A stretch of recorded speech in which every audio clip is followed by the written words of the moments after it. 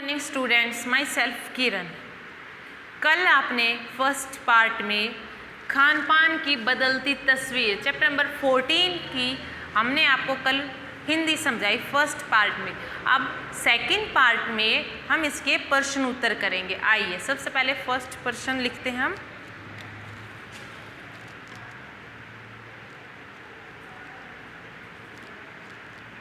खान पान की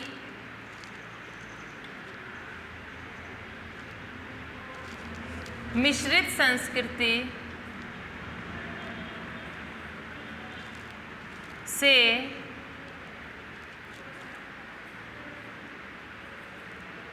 लेखक का क्या मतलब है?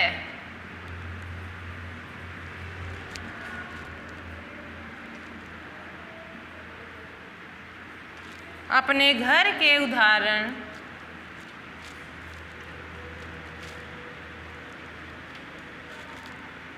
देकर इसकी व्याख्या कीजिए।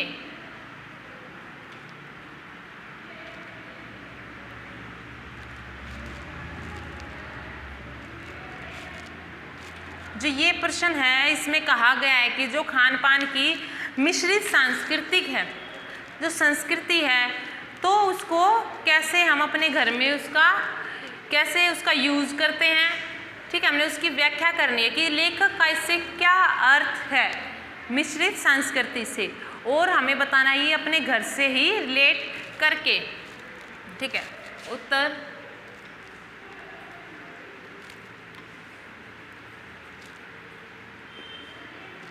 यह मिश्रित संस्कृति से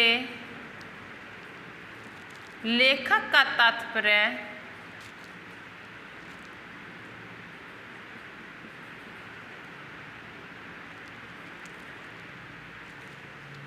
विभिन्न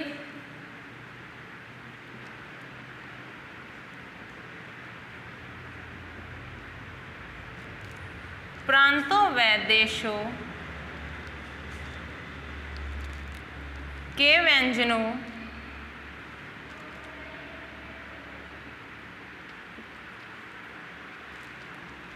के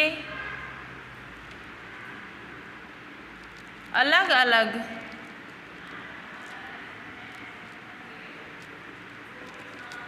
प्रकारों का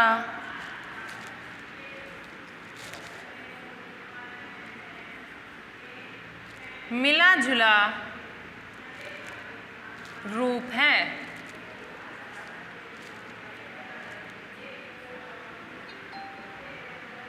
उदाहरण के लिए आज एक ही घर में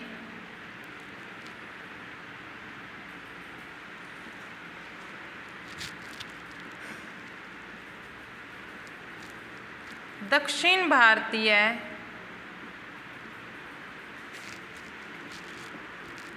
उत्तर भारतीय व विदेशी व्यंजनों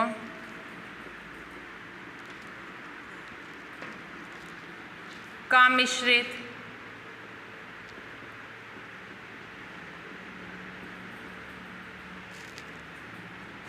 रूप खाने में मिल जाता है। जैसे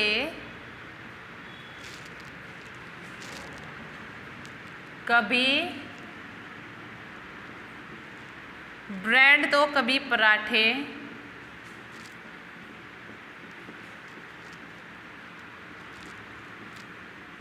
कभी सांभर डोसा, तो कभी राजमा।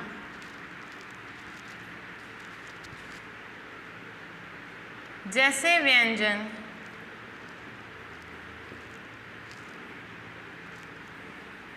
यह खान पान की मिश्रित संस्कृति का रूप है। संस्कृति का रूप है। ये आपका प्रश्न नंबर फर्स्ट पहला प्रश्न है। इसमें पूछा गया था कि खान पान की मिश्रित संस्कृति से लेखक का क्या मतलब है। तो लेखक का मतलब है यह मिश्रित संस्कृति से लेखक का तात्पर्य विभिन्न प्रांतों व देशों के व्यंजनों के अलग अलग प्रकारों का मिला जुला रूप। तो मिश्रित संस्कृति का अर्थ वही होता है दूसरे देश और प्रांतों का मिला जुला खाना व्यंजन। उदाहरण के लिए आज एक ही घर में दक्षिण भारतीय, उत्तर भारतीय व विदेशी व्यंजनों का मिश्रित रूप खाने मिल जाता है। जैसे कभी ब्रेड तो कभी पराठे, कभी सांभर डोसा तो कभी राजमा जैसे व्यंजन। यही खान पान की मिश्रित संस्कृति का रूप है। तो इसमें कहा गया है कि दक्षिण भारतीय और उत्तरी भारतीय का मिश्रित संस्कृति के द्वारा एक ही समय और एक ही जगह पर ये चीज़ें हमें उपलब्ध हो सकती है। अनेक प्रकार के व्यंजन अपने घर में भी। ये नहीं है अगर हमें अभी ब्रेड खाना है तो हमें सांभर खाना तो अभी दूसरी जगह जाना पड़ेगा, नहीं। हम मिश्रित संस्कृति हमने अपनाई हुई है, खान पान में बदला हुआ है, तो जिससे हम एक ही जगह अनेक प्रांतों और विदेशों का खान पान खा सकते हैं मिश्रित संस्कृति के द्वारा। ठीक है। अब आपका प्रश्न नंबर सेकंड है।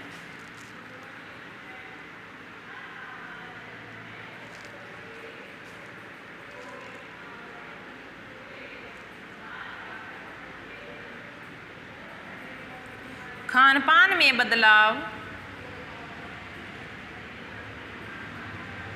के कौन से फायदे हैं। अब इसमें खान पान में परिवर्तन आता तो उसके फायदे पूछे गए। फायदे हैं फिर लेखक इस बदलाव को लेकर चिंतित क्यों हैं। इसमें बताना है कि जो बदलाव है खान पान का उसके क्या फायदे हैं, मिश्रित जो संस्कृति अपनाई हुई है उसके क्या फायदे हैं, और फिर फायदे हैं तो उससे जो लेखक है वो क्यों परेशान है, चिंतित है। ठीक है, उसके बारे में बताना है। आइए उत्तर है इसका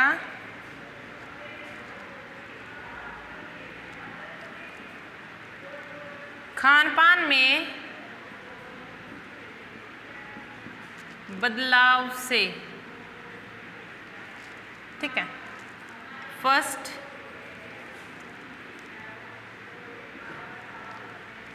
हमारी रुचि बनी रहती है। हमें अलग अलग प्रकार के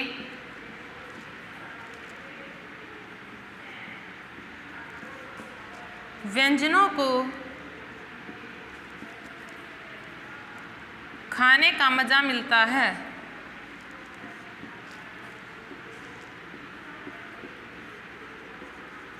इसमें यह है कि हमारी रुचि बनी रहती है। अगर हम खान पान में बदलाव करेंगे तो हमारी रुचि बनी रहती है, इंटरेस्ट बना रहता है। उसके साथ ही साथ प्रतिदिन अलग अलग व्यंजनों का खाने का मज़ा मिलेगा। आज हमने कुछ और बनाया है, कल हम कुछ और बनाएंगे, तो ऐसे व्यंजनों का टेस्ट भी बना रहेगा, उनमें इंटरेस्ट भी बना रहेगा और प्रतिदिन अलग अलग खाने को भी मिलेंगे। सेकंड,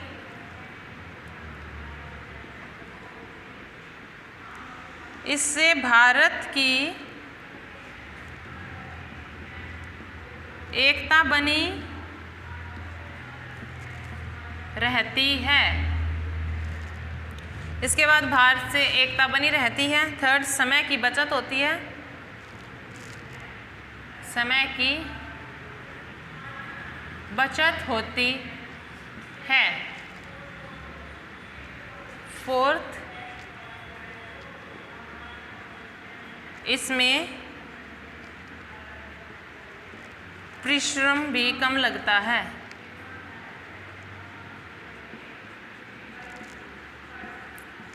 इनसे मतलब है कि भारत की जो एकता है एक देश से दूसरे देश तक बनी रहती है और समय की भी बचत होती है। आपने सुना है अगर किसी को भूख लगी है तो बाई चांस कभी करते हैं ना, जो मैगी आती है वो लेके आते हैं और उससे क्या होता है, समय की बचत होती है, उससे पेट भी भर जाता है, ठीक है, और वो 2 या 3-5 मिनट में बन भी जाती है और इसमें परिश्रम भी कम लगता है। खान पान में बदलाव करेंगे, मैगी, नूडल्स, अगर ये चीज़ें बनाते हैं तो इसमें समय की भी बचत होती है, ठीक है।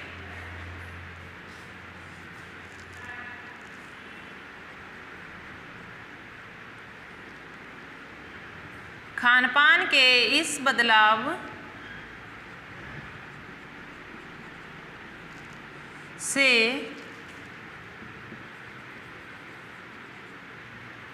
स्थानीय व्यंजनों का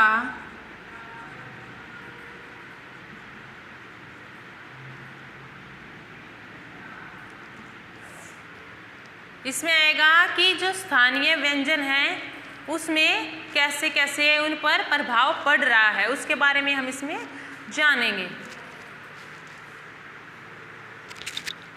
अभी हम इसमें आगे कंटिन्यू करते हैं।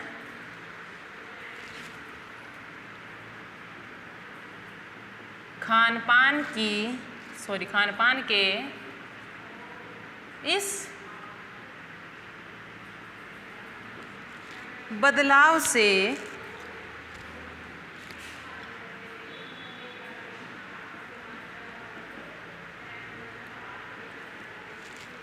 स्थानीय व्यंजनों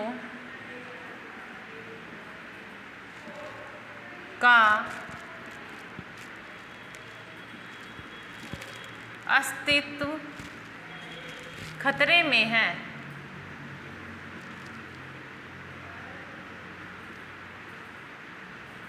खतरे में है। उनकी लोकप्रियता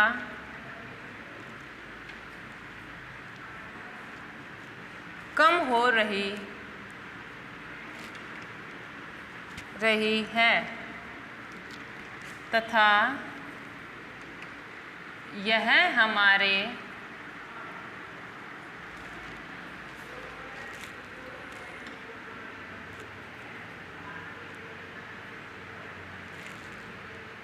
स्वास्थ्य के लिए भी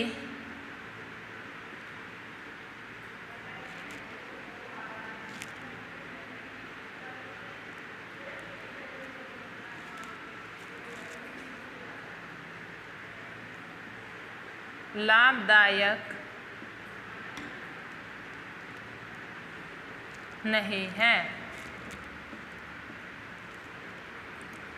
लेखक की चिंता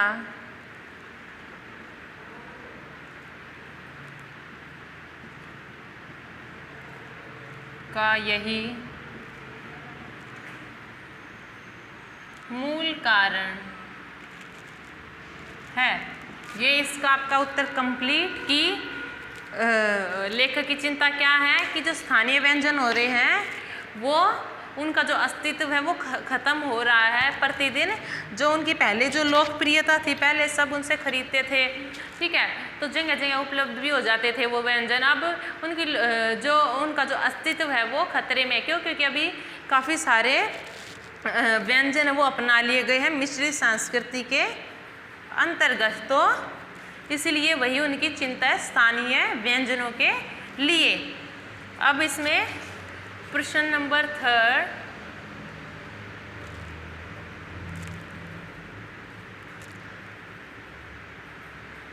खान पान के मामले में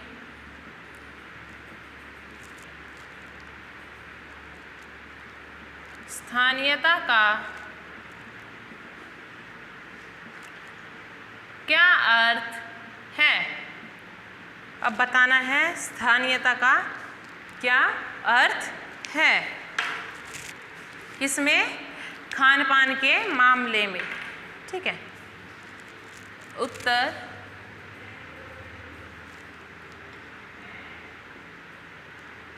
यहाँ स्थानीयता का अर्थ किसी विशेष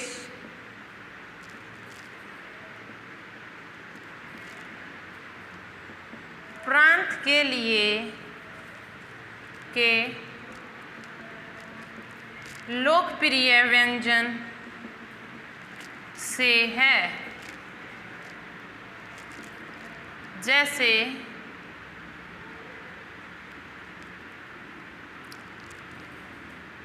बम्बई की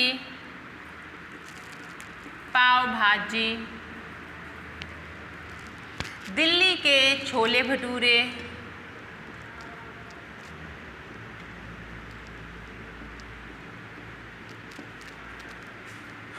छोले कुलचे,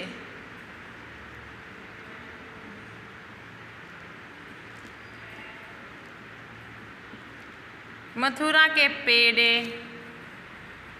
और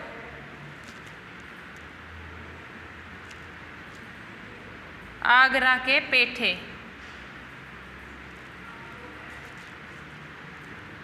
नमकीन आदि। लेकिन खान पान के बदलते नए रूप के कारण अब इनकी लोकप्रियता कम होती जा रही है। इसका उत्तर ये है, जो व्यंजन होते हैं, स्थानीय व्यंजन जो किसी स्थान से फेमस हो, जैसे कि इसमें बताया कि बम्बई की क्या है, पाव भाजी, दिल्ली के छोले कुलचे, मथुरा के पेड़े, ये क्या फेमस है।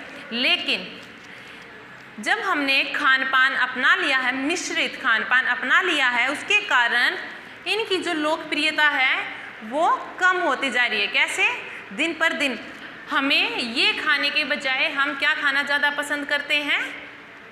नूडल्स, चाउमीन, बर्गर, पिज़्ज़ा, ऐसी बाहर की जो मिश्रित संस्कृति है, जो हमारे स्वास्थ्य के लिए भी हानिकारक है, हम उनको अपनाते जा रहे हैं और इनको पीछे छोड़ते जा रहे हैं। ठीक है, इनकी जो लोकप्रियता है वो भी कम होती जा रही है। अगर इन्हें अब कोई खरीदेगा ही नहीं पहले के जैसे। पहले इनकी लोकप्रियता काफ़ी थी, लेकिन अब समय के साथ, परिवर्तन के साथ मिश्रित संस्कृति में काफ़ी ऐसे सारे व्यंजन आ गए हैं, तो अब जो मनुष्य है वो कंफ्यूज भी हो जाते हैं कि कौन से व्यंजन हम खाएं, कौन से ना खाएं।